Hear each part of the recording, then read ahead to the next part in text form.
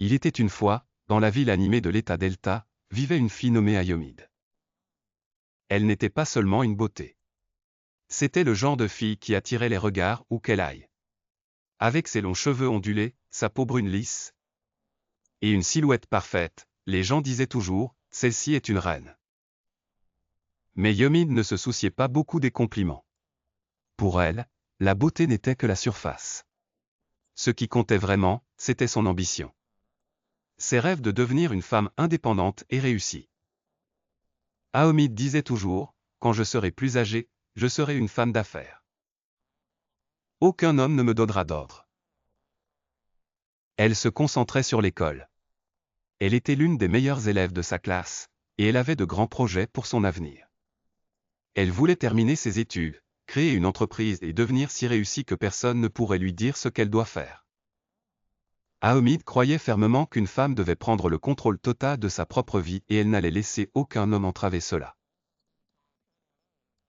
Chaque matin, Ayomide marchait à l'école. Son uniforme impeccable et la tête haute. Les garçons alignaient les rues, essayant d'attirer son attention. Mais elle n'avait pas de temps pour eux. Je suis trop jeune pour cela, se disait-elle. Quand je serai plus âgée, je penserai aux relations. Mais pour l'instant, mon avenir est tout ce qui compte. Ses amis, en revanche, parlaient déjà de petits amis et de relations. Ils riaient et taquinaient Ayomide en disant « Ah, Io. Quand arrêteras-tu de courir après les livres pour commencer à courir après l'amour ?» Mais Ayomide se contentait de sourire et de secouer la tête. « Je vais devenir une femme d'affaires, » disait-elle avec assurance. « Je n'ai pas besoin d'un homme pour me compléter. Quand le moment sera venu, je m'installerai. Mais pour l'instant, je dois me concentrer sur mes objectifs. » Sa mère, cependant, était inquiète. « Je suis idée, » sa mère dirait. « Tu ne rajeunis pas. Ces garçons n'attendront pas pour toujours. » Maman, ne t'inquiète pas. Je suis trop jeune pour penser au mariage. Quand je serai plus âgée et que j'aurai construit mon empire, alors j'y réfléchirai. Au fil du temps, Shuka, un garçon de sa classe, qui avait toujours admiré Ayomide, a commencé à se rapprocher d'elle. Shuka était sérieux à propos d'Ayomide. Il n'était pas seulement attiré par sa beauté, mais aussi par son intelligence et sa détermination. Il lui proposait de l'aider avec ses devoirs et de la raccompagner chez elle après l'école. Mais peu importe les nombreux et constants efforts de Shuka, l'esprit d'Ayomide était ailleurs. « Shuka, tu es un bon ami, mais je n'ai pas le temps pour toutes ces histoires d'amour, » dit-elle un jour alors qu'ils rentraient chez eux. « Je veux me concentrer pour réussir, et je ne veux aucune distraction. » Shuka sourit doucement. « Je comprends, Ayomide. Mais souviens-toi, la vie ne se résume pas seulement à être un patron. Parfois, l'amour nous aide aussi à grandir. » Ayomide a ri en balayant ses paroles d'un revers de main. « Quand je serai plus âgé, nous verrons. Mais pour l'instant, je suis trop jeune pour cela. » Alors qu'Ayomide poursuivait ses études, sa beauté et son ambition ne faisaient que grandir. De plus en plus de garçons, voire d'hommes, ont commencé à s'intéresser à elle en lui offrant des cadeaux et des promesses d'une belle vie. Mais Ayomide n'a pas cédé. Au fond d'elle, elle était déterminée à être maîtresse de son propre destin. Pour construire un avenir où elle ne pourrait jamais être contrôlée par quiconque. Surtout pas par un homme. Mais la vie a une manière de nous enseigner des leçons quand on s'y attend le moins. La concentration d'Ayomide sur ses rêves. Et sa croyance qu'il y a toujours du temps pour tout serait bientôt mise à l'épreuve de manière qu'elle ne pouvait pas imaginer. Au fur et à mesure que les jours devenaient semaines, la concentration d'Ayomide sur ses études s'approfondissait, tout comme l'attention des admirateurs.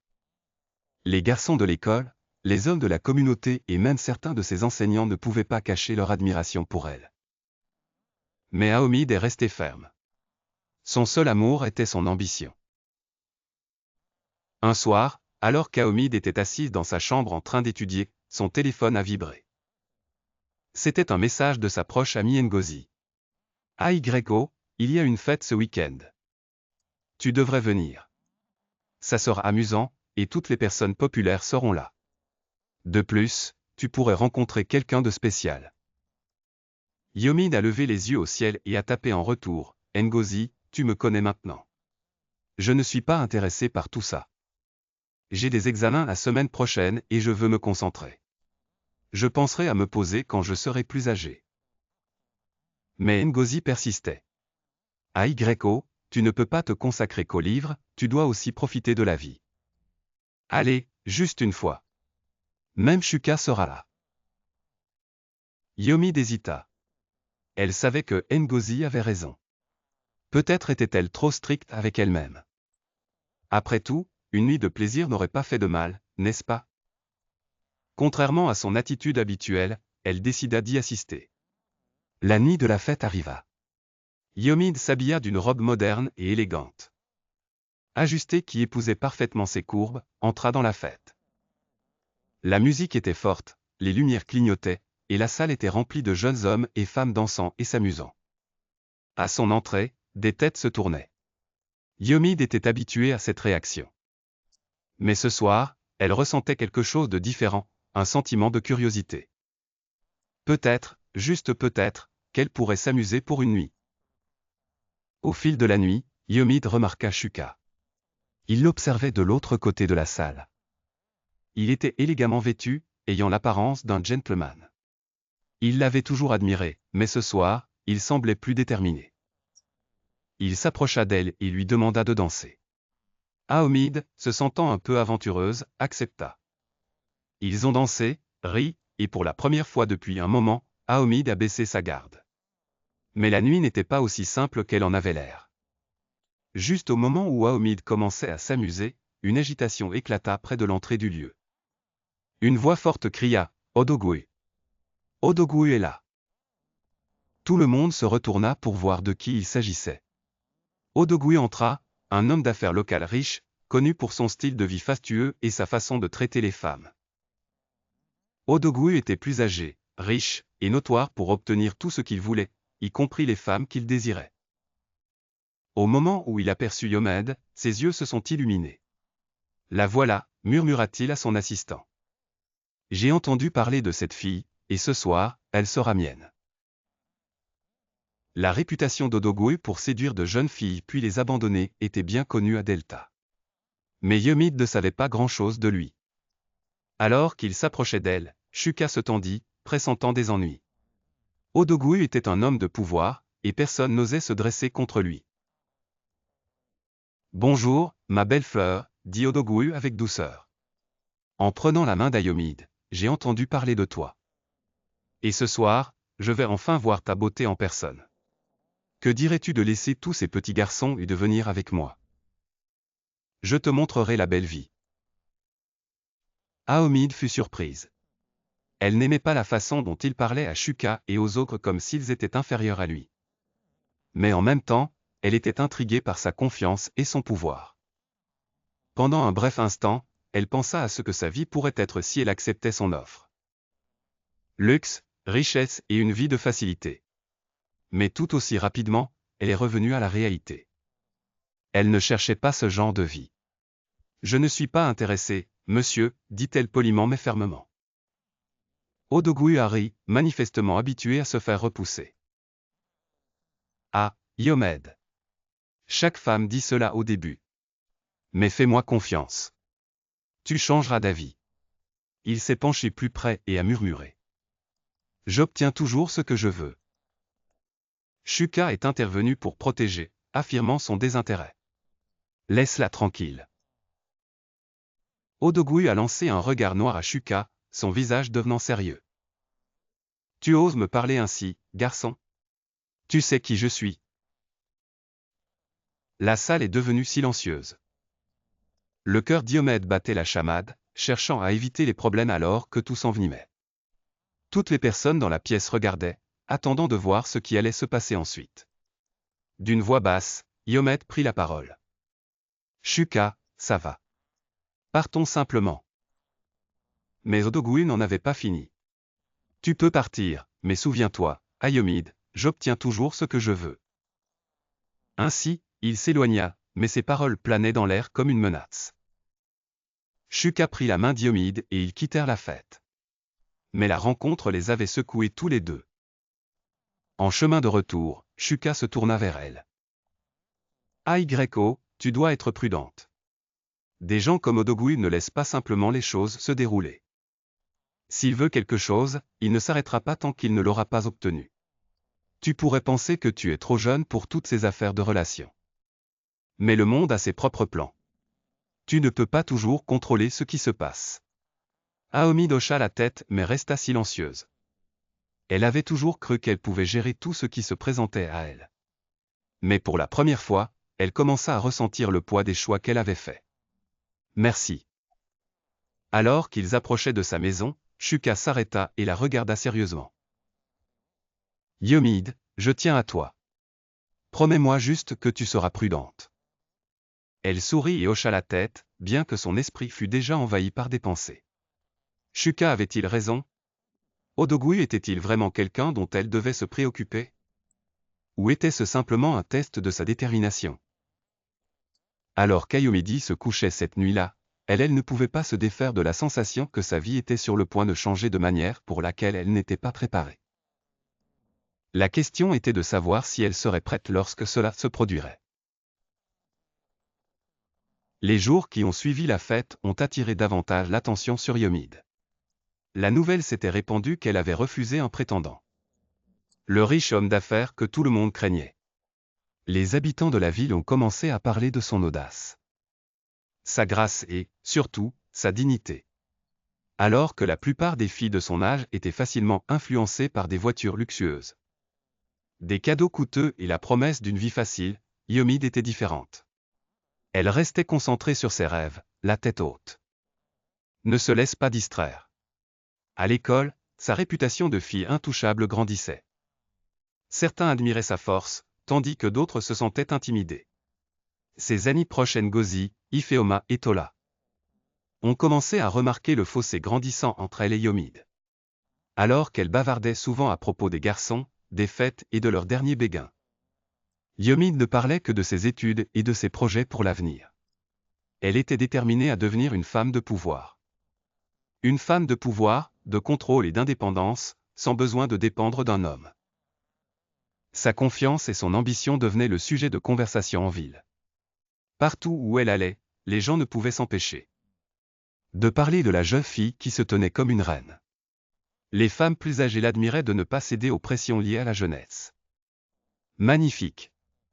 Les hommes la respectaient pour sa fermeté et pour ne laisser personne dicter sa vie. Mais tout le monde n'était pas content pour elle. Ses trois amis, qui la voyaient autrefois comme faisant partie de leur groupe, ont commencé à se sentir mal à l'aise. À mesure que la célébrité d'Yomide augmentait, la leur semblait s'éteindre. Ils étaient encore jeunes, mais les choix qu'ils avaient faits en secret les faisaient se sentir moins dignes comparés à l'innocence intacte d'Aomide. Ce qui aggravait les choses, c'était la fierté d'Aomide de rester pure. Contrairement à eux. Bien qu'elle ne les jugeât jamais ouvertement, ils ressentaient la différence, et cela les blessait. Un après-midi, alors qu'ils étaient assis ensemble à leur endroit habituel, sous un manguier dans la cour de récréation, Ngozi rompit le silence. Je te dois trop, oh. Tout le monde parle de toi ces jours-ci. Odogwu n'a pas pu t'avoir. Nawa, dit-elle avec un sourire forcé. Ifeoma et Tola gloussaient, mais la tension était palpable. Yomide, inconsciente de leur malaise, sourit. Je sais juste ce que je veux. Je n'ai pas le temps pour les distractions. Tola, avec un regard sournois dans les yeux, demanda, mais ne penses-tu pas que tu es trop strict avec toi-même, AYO? Je veux dire, c'est bien de s'amuser de temps en temps. Tu ne seras pas jeune éternellement, soupira Yomide. Il y a un temps pour tout. En ce moment, je veux me concentrer sur mes rêves. Je veux être quelqu'un d'important. Une femme que les gens respecteront pour ce que j'ai accompli. Pas à cause de qui je suis avec. Ces paroles ont fortement impacté les filles, mais aucune d'elles ne l'a montré. Ngozi a rapidement changé de sujet, mais dans leur cœur, la jalousie grondait. Le respect de soi et l'ambition d'Yomide étaient devenus un rappel constant de leur propre insécurité. Et autant qu'elles essayaient de la soutenir extérieurement, leur ressentiment grandissait. Quelque chose devait changer. Cette nuit-là, les trois amis se sont réunis chez Ngozi. Bavardant et riant comme d'habitude. Mais cette fois, les rires étaient teintés d'amertume. J'en ai marre qu'Ayko agisse comme si elle était meilleure que nous. Ifeoma a dit, sa voix débordant de frustration. Elle parle toujours de ses grands rêves. Et nous alors? Nogos a hoché la tête. C'est comme si elle oubliait d'où elle vient. Juste parce qu'elle est jolie et que tous les garçons la poursuivent. Elle pense qu'elle est spéciale. Tola, la plus silencieuse des trois, ajouta, nous devons lui rappeler qu'elle n'est pas parfaite. Alors qu'elles étaient assises là, un plan commença à se former dans leurs esprits, quelque chose de subtil.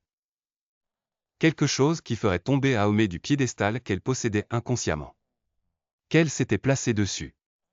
Mais pour l'instant, elles gardaient leur intention cachée. Souriant et riant chaque fois qu'Aomid était là. Elle ne savait pas que les personnes en qui elle avait le plus confiance complotaient à sa chute. Pendant ce temps, Aomid continuait de s'épanouir.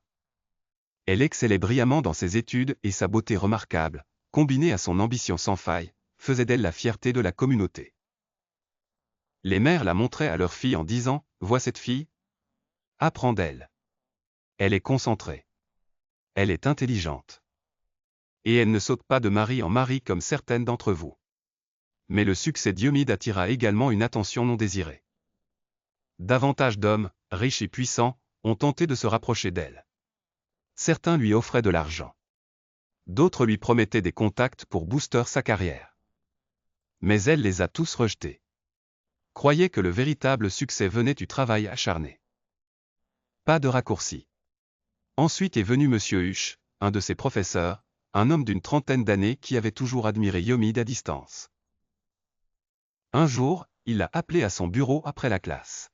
« Iomide, tu es une élève exceptionnelle », a-t-il commencé. Ses yeux s'attardant sur elle un peu trop longtemps, « Tu as un avenir brillant devant toi, et je veux t'aider à réussir. » Iomide a souri poliment, mais elle a senti que quelque chose clochait. « Merci, monsieur », a-t-elle répondu, « mais je me débrouille seule. » Monsieur Huche s'est penché en avant, abaissant la voix. « Je peux faire plus pour toi que tu ne le réalises. Tu dois juste être. » Ouverte à cela, le cœur d'Iomide battait la chamade. Elle avait entendu des histoires sur des professeurs comme celui-ci mais elle n'a jamais pensé que cela lui arriverait. Elle s'est rapidement trouvé une excuse et a quitté le bureau. Ressentant un mélange de colère et de dégoût. Cette nuit-là, alors qu'elle était allongée dans son lit, elle pensait à la difficulté croissante de rester fidèle à elle-même. Dans un monde qui essayait constamment de la rabaisser. Mais quoi qu'il en soit, elle était déterminée à ne laisser personne lui enlever sa dignité. Merci. Ce qu'elle ne savait pas, c'est que son plus grand défi n'était pas Monsieur Huche ou Odo. Dogweu, c'était bien plus proche qu'elle ne le pensait. Droit dans son cercle d'amis. À l'insu de Iomide, ses trois amis, Ngozi, Ifeoma et Tola étaient devenus de plus en plus rancunières chaque jour qui passait. Ce qui avait commencé par de la jalousie s'était maintenant transformé en quelque chose de plus sombre. Ils ne supportaient plus d'entendre Iomide parler fièrement de sa dignité et de sa virginité. Dans leur esprit, elles se vantaient indirectement. Ce qui les faisait se sentir inférieures parce qu'elles avaient depuis longtemps perdu la leur. Elles se sentaient jugées par sa simple existence, même si Iomide n'en disait jamais du mal. Lors d'une de leurs réunions secrètes, les trois amis s'assirent ensemble pour décharger leur frustration. Ngozi faisant les 100 pas dans la pièce était la plus bouleversée. C'est comme si elle pensait qu'elle est meilleure que nous parce qu'elle est encore vierge. Chaque fois qu'elle ouvre la bouche, tout tourne autour de ses ambitions, de ses plans, de ceci et cela. Ifeoma hocha la tête en croisant les bras. J'en ai marre. Ce n'est pas parce que nous avons nos propres expériences que nous sommes moins importants. Mais la façon dont elle parle donne l'impression que nous sommes inférieurs à elle. Tola, assis tranquillement, prit enfin la parole.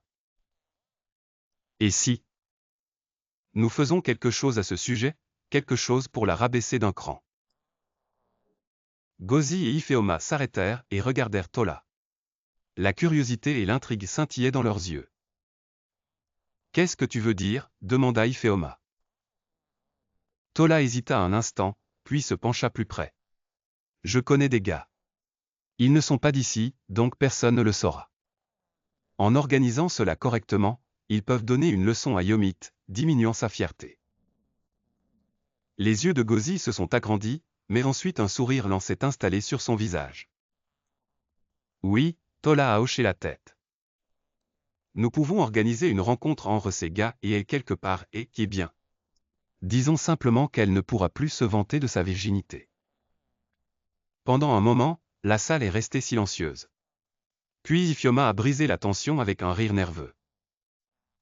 Elle ne s'y attendra pas. Elle est tellement pleine d'elle-même. Les trois filles se sont assises ensemble, planifiant leur stratagème. Décidant quand et où cela se produirait. Leur jalousie était devenue quelque chose de toxique. Quelque chose qui changerait la vie d'Aomid pour toujours. Malgré les murmures et le ressentiment caché de ses amis, Aomid est restée concentrée sur ses rêves. Elle n'avait aucune idée de la tempête qui se préparait autour d'elle. Chaque jour, elle étudiait assidûment. Avec une détermination certaine, elle a marché avec une confiance inébranlable et a ignoré les draps inutiles qui entouraient la vie quotidienne de nombreuses jeunes filles de la ville. Elle est devenue le sujet de conversation de la ville, non seulement à cause de sa beauté, mais aussi de sa manière de se tenir. Les gens l'admiraient beaucoup, et les mères l'utilisaient fréquemment comme modèle pour leurs filles. Tu vois, Yomid. Elle ne court pas après les garçons. Elle se concentre sur son avenir, dirait-il. Parfois, elle apercevait un éclat d'envie dans les yeux de ses amis. Mais elle n'y prêtait pas attention. Elle croyait qu'elles étaient toujours ses proches amies. Ignorant les pensées dangereuses qui occupaient désormais leur esprit. Le plan a été officiellement mis en marche un après-midi ensoleillé lorsque Yomid a été cordialement invité à une petite réunion conviviale par ses amis de confiance. Ils ont fait passer cela pour une simple sortie entre amis, rien de suspect. Elle leur faisait entièrement confiance, alors elle a accepté de les rencontrer après l'école. Chez le cousin de Ngozi en périphérie de la ville. Lorsqu'elle est arrivée, tout semblait normal au début. La maison était silencieuse, mais Ayomid a supposé qu'elles étaient les premières à arriver. Ngozi, es-tu sûr que tout le monde vient, demanda-t-elle. Un peu surprise que la maison semble vide. Ngozi sourit, essayant de paraître détendue. Ne t'inquiète pas, ils sont en route. Attendons à l'intérieur. En entrant dans la maison, Ayomedi ne se rendait pas compte qu'il y avait déjà 3 hommes à l'intérieur. Attendant. Des hommes qu'elle n'avait jamais rencontrés. Des hommes qui n'avaient aucune intention de la traiter avec respect, merci. Ses amis échangeaient des regards nerveux, sachant ce qui allait se passer. Mais Yomid, complètement inconsciente, s'assit. Riant et parlant comme elle le ferait normalement. La tension dans la pièce grandissait. Les hommes qui avaient été payés par ses amis se cachaient dans l'ombre en attendant le signal. Alors que Ayomid s'asseyait dans le salon, riant et parlant avec ses amis. Elle sentit soudainement un changement dans l'air. Les hommes sortirent de l'ombre, leur expression sérieuse. Et s'approchèrent lentement d'elle. La confusion traversa son visage alors qu'elle regardait autour d'elle, incertaine de ce qui se passait. Ses amis ne dirent rien, les yeux baissés, faisant semblant de ne pas remarquer la tension soudaine dans la pièce. Un des hommes saisit Yomid par le poignet. « Olga, qu'est-ce que c'est » s'écria Yomid, essayant de se dégager. Alors que le deuxième homme s'approchait, prêt à s'imposer sur elle. Le troisième homme, Emeka. Avança, les arrêtant. « Non, nous ne pouvons pas faire cela, dit-il fermement. Sa voix tremblait de culpabilité. Les autres hommes firent une pause et le regardèrent avec irritation. « Que veux-tu dire ? Nous avons été payés. Nous ne pouvons plus nous retirer maintenant, chuchota l'un d'eux durement. » Mais Emeka n'écoutait pas. Son esprit était en ébullition avec les souvenirs du jour où Yomid lui avait sauvé la vie. C'était pendant une chaude après-midi quand il était allé chercher de l'eau au ruisseau du village. Sur le chemin du retour, un serpent l'avait mordu. Et il s'était effondré de douleur. Ayomid, passant avec ses amis, s'était précipité à son secours pour l'aider à la clinique la plus proche. Sans elle, il n'aurait peut-être pas survécu.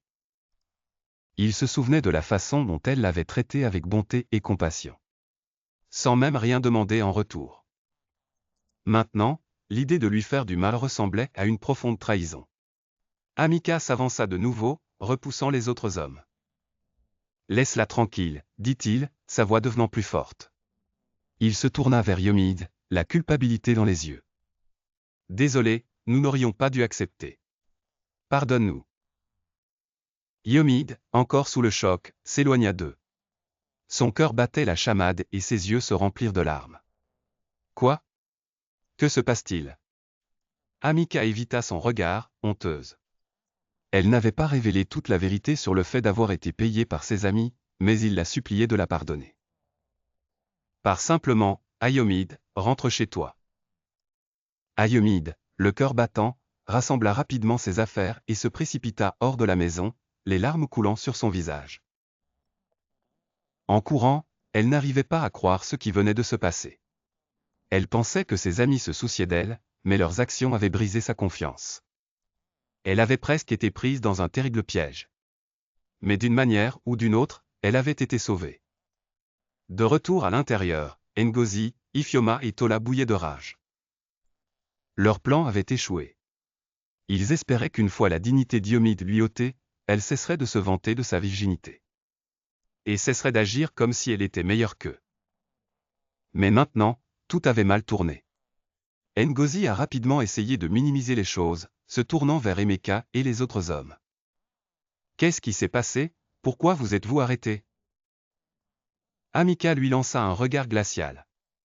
« Tu sais exactement pourquoi. Je ne vais pas faire partie de cette méchanceté. Si tu as un problème avec elle, règle-le sans m'entraîner dedans. » Les autres hommes, sentant la tension monter, ont rapidement quitté la maison en marmonnant. Les amis d'Yomid, réalisant que leur plan avait été démasqué, ont essayé de faire semblant d'innocents lorsqu'ils ont vu Yomid le lendemain. Ils ont prétendu ne pas savoir ce qui s'était passé, agissant comme s'ils étaient aussi ignorants qu'elle. « Yomid, comment vas-tu? Qu'est-ce qui s'est passé hier ?» demanda Ngozi, feignant inquiétude. Yomid, le cœur encore lourd du poids de la trahison, les a regardés et a forcé un sourire faible. « Ce n'est rien. Je vais bien. » Malgré la douleur et la colère qu'elle ressentait, Ayomid a pris la décision de leur pardonner. Pas parce qu'ils le méritaient, mais parce qu'elle savait que porter de la haine dans son cœur ne ferait que l'alourdir. Cependant, au fond d'elle, elle s'est distanciée émotionnellement d'eux. Elle n'était plus la fille insouciante et confiante qu'elle avait été autrefois. Les mois passèrent, et Ayomid a continué de se concentrer sur ses études. Son travail acharné a porté ses fruits lorsqu'elle a obtenu son diplôme avec d'excellents résultats, gagnant l'admiration de ses enseignants et camarades de classe. Elle avait prouvé à elle-même et à tout le monde que sa concentration et sa discipline pouvaient la mener loin. Bientôt, elle reçut la nouvelle qu'elle avait été acceptée dans l'une des universités les plus prestigieuses du Nigeria pour étudier la banque et la finance. C'était un rêve devenu réalité pour Ayomid. Elle ressentit une montée de fierté en sachant qu'elle était restée fidèle à ses objectifs. Malgré les obstacles et les défis qu'elle avait affrontés. Mais la trahison de ses amis avait laissé une empreinte durable sur elle. Elle avait appris des leçons précieuses sur la confiance et le pardon. Elle se tenait avec encore plus de dignité maintenant, sachant qu'elle pouvait surmonter n'importe quoi tant qu'elle restait fidèle à son chemin. Alors qu'elle se préparait pour son parcours universitaire, elle décida de rester concentrée sur ses rêves de devenir une patronne. Une femme qui ne pouvait être contrôlée ou manipulée par personne. Son ambition était claire. Elle voulait réussir. Indépendante et respectée. Sa confiance était inébranlable. La vie universitaire d'Ayomid était marquée par le travail acharné, le dévouement, et une concentration sur ses rêves. Elle a rejoint un groupe d'autonomisation des femmes sur le campus appelé Queens of Tomorrow. Un groupe passionné par le mentorat des jeunes filles. Et les encourager à rester concentrés sur leur éducation et leur développement personnel. Ayomid est devenue une figure bien connue du groupe, donnant des conférences lors de divers événements, partageant son histoire. Et aidant les autres filles à croire en elles-mêmes. Elle s'engageait à veiller à ce qu'aucune fille ne se sente pressée d'abandonner ses rêves ou de se contenter de moins. Sa passion pour l'élévation des jeunes femmes venait de ses expériences personnelles et des défis qu'elle avait affrontés. Chaque fois qu'elle parlait aux filles, Elle leur disait, votre avenir est entre vos mains. Ne laissez